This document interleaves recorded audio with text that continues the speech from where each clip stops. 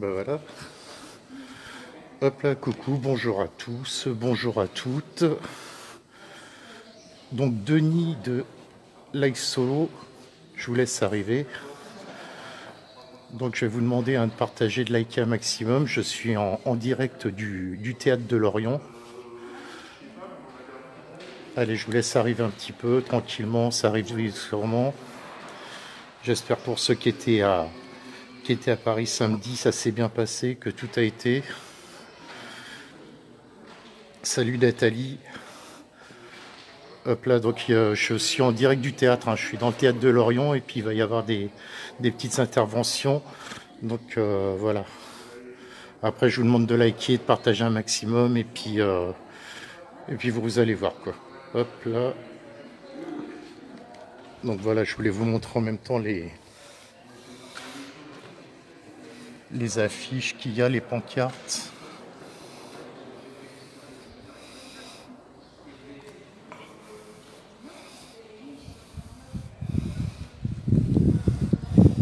Alors je vous demande de partager, de liker un maximum, hein, des petits pouces, des petits cœurs.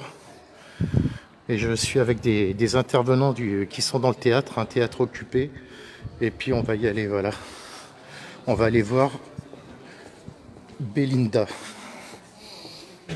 Hop là. Allez, ça y est, c'est parti.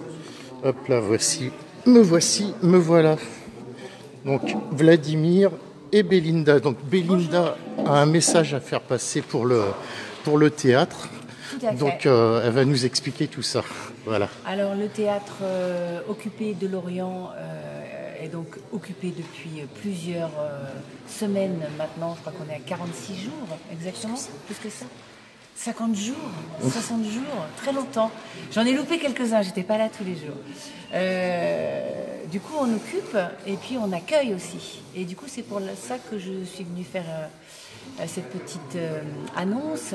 On aimerait accueillir toutes les bonnes volontés à se joindre à nous pour tous les postes possibles, à chacun selon sa sensibilité, ses envies, ses capacités, son temps, de nous rejoindre pour nous aider à faire la cuisine, pour nous aider à organiser des actions collectives, pour nous aider à manifester, à afficher, à participer à des actions artistiques également, à participer à des débats politiques, à s'engager dans la mesure de son choix sur toutes les revendications que nous menons et à vivre une lutte humaniste, bienveillante, collective, qui fait qu'on est ensemble, qu'on est vivant, qu'on se sent utile, qu'on se sent courageux.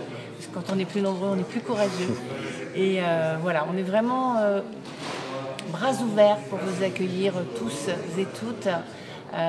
Voilà, selon...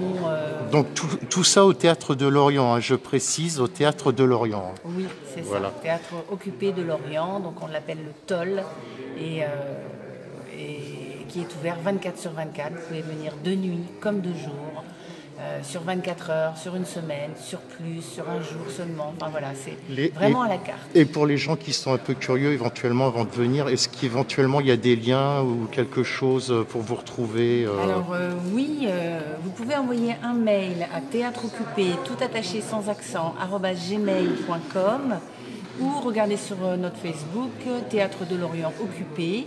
Il y a également un Twitter, et voilà, sinon vous pouvez vous déplacer sur place. Il y a toujours quelqu'un. À partir de 19-20 heures, c'est plutôt fermé en bas, mais si vous toquez, on vous ouvrira parce qu'il y a toujours quelqu'un dedans. Voilà. En tout cas, je vous garantis qu'on est bien accueillis, hein. Moi, jusqu'à maintenant, j'étais en extérieur, j'ai toqué et j'ai bien été accueilli. Donc, il n'y a aucun souci. Vous pouvez y aller.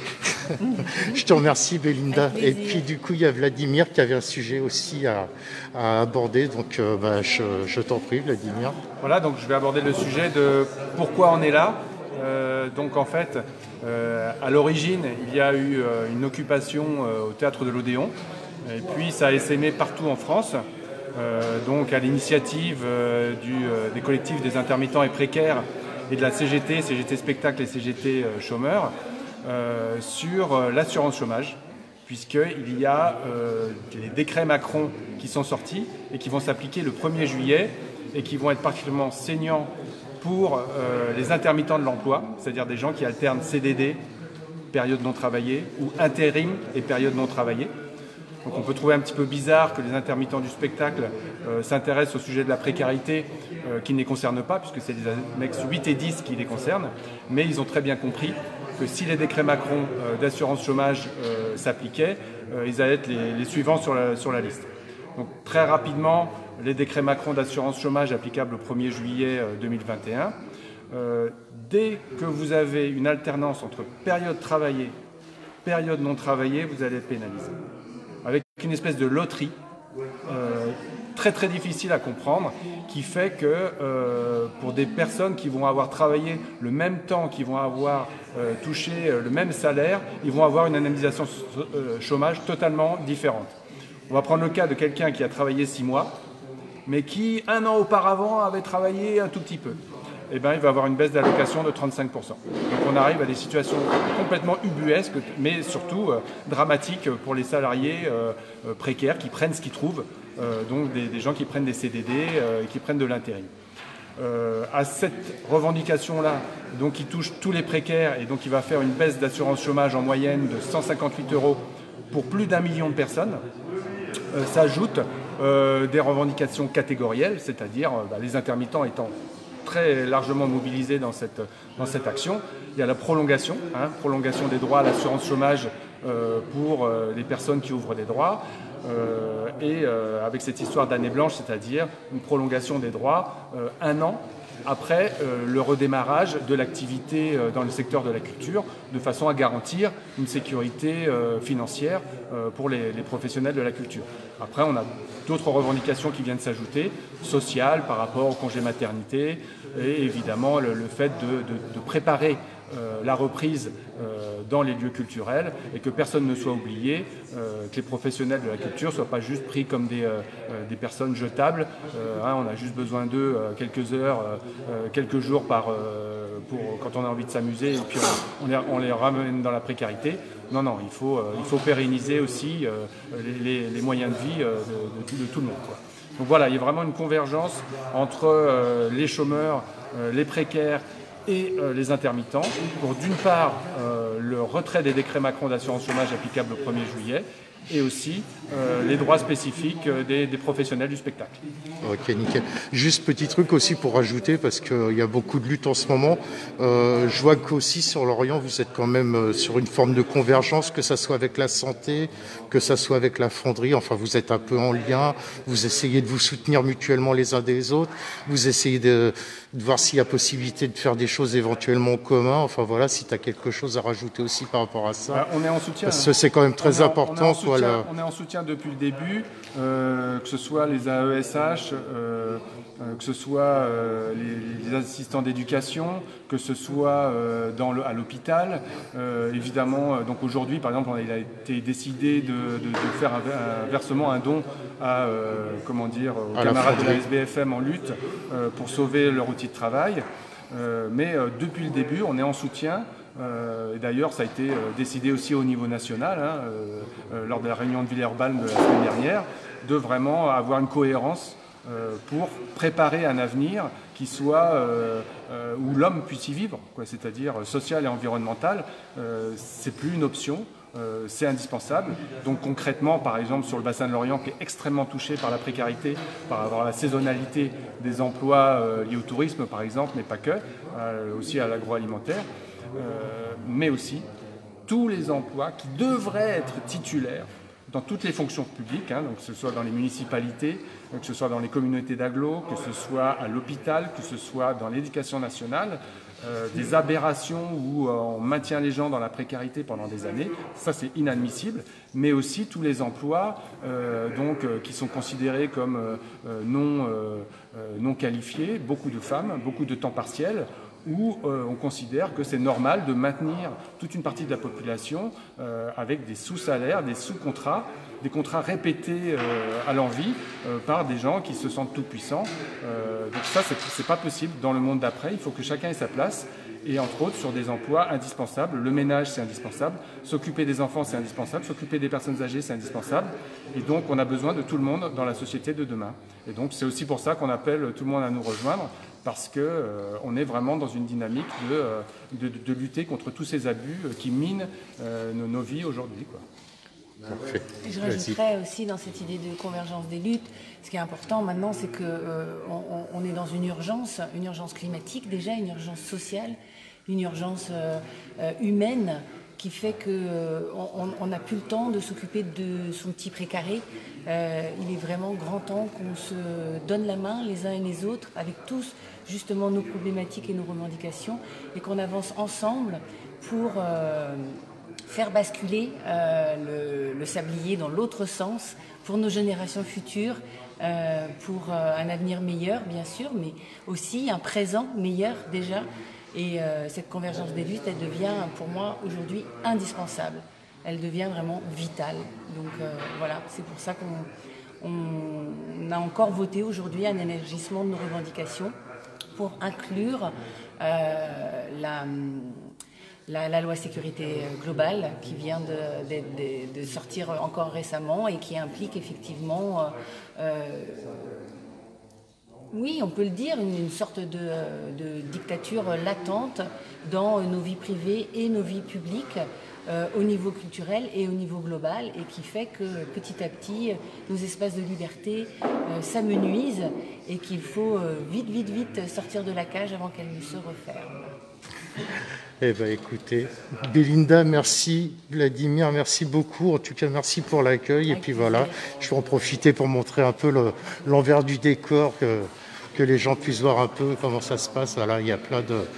en même temps, si tu veux expliquer justement les panneaux ou autres. Alors ça, c'est un petit panneau qui explique les conséquences pour les personnes qui sont fameux intermittents de l'emploi, donc qui vont alterner des périodes travaillées, donc périodes non travaillées. Donc quelqu'un qui a juste une période travaillée sans période préalable, où il n'y a pas de trou, en fait, il n'y a pas de trou dans son activité, lui, il n'y aura aucun changement dans son allocation. Quelqu'un qui a des trous de l'ordre de en dessous de 20%, il va avoir 53 € en moins dans son allocation à partir du 1er juillet.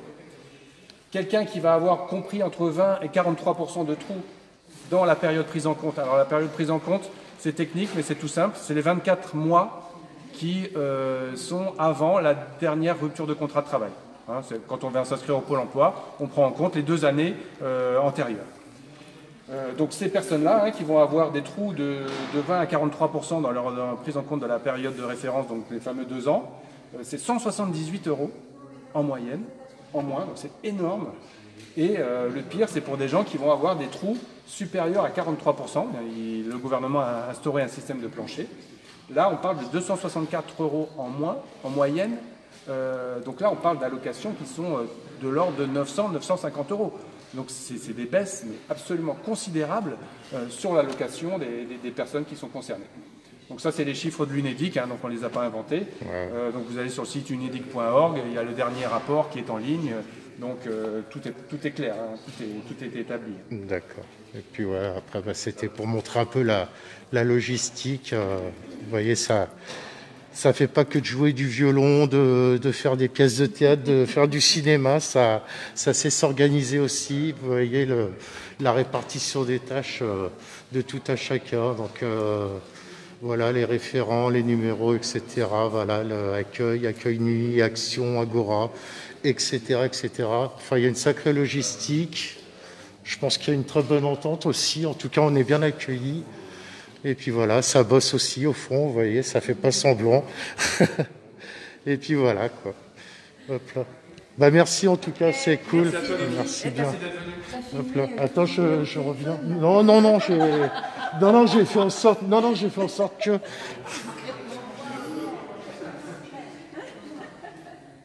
Attendez, je vais sortir dehors pour vous dire au revoir quand même. Vous montrer aussi parce qu'il y a la petite terrasse.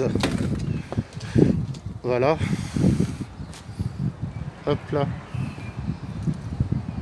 Voilà, écoutez, c'était rapide mais clair, net et précis. Après, bah voilà, je compte sur vos partages, sur vos likes, enfin de partager un maximum parce que voilà, je suis venu participer à leur AG là aujourd'hui, j'ai été très bien accueilli et puis voilà, bah du coup, pour ceux qui habitent Lorient, autour de Lorient, ceux qui veulent passer 5 minutes, 1 heure, une journée, 24 heures, enfin voilà, vous êtes les bienvenus au théâtre pour leur apporter votre soutien moral ou physique, voilà tout simplement.